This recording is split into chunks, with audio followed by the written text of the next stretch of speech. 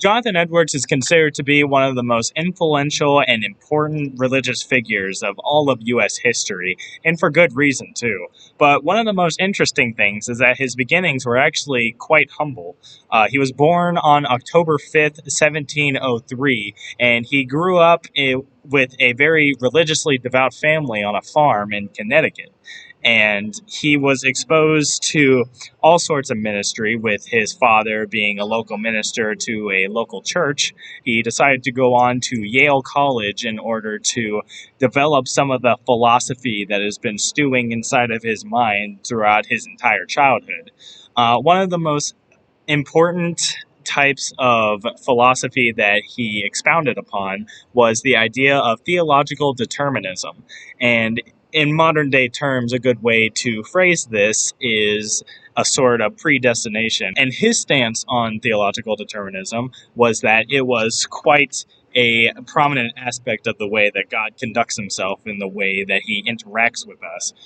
His arguments for how God's omniscience was proof of his construction of all of the events that will happen in the history of the world and in the future of the world is that he is all-knowing and that he is also perfect. So if you believe those two things, then it is impossible for him to be wrong about something in the future that many believe is subject to some type of change through a reasoning that we have, that we are actually in control of all the things that happen around us.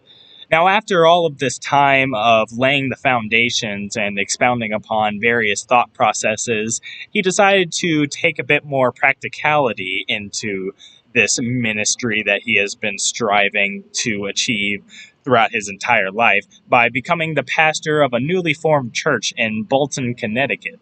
And this was in 1723.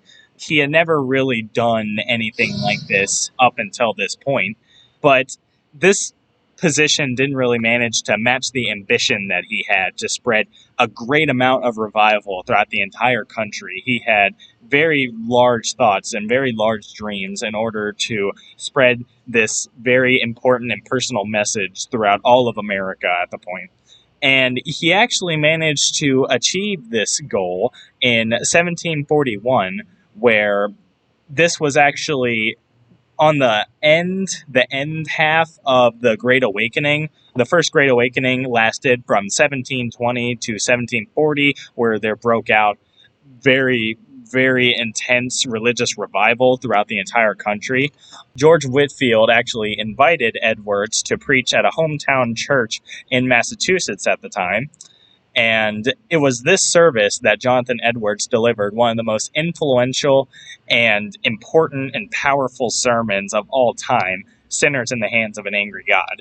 This message managed to impact the lives of thousands of people, thousands of Americans, thousands of devout Christians even, through its very intense and powerful words that left an impression on many, many people who heard it.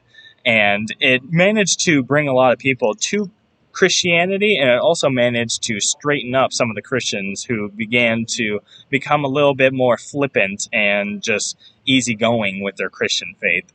And Jonathan Edwards, with this passage and with this sermon that he preached, managed to stake his spot as one of the most important and influential preachers in all of American history.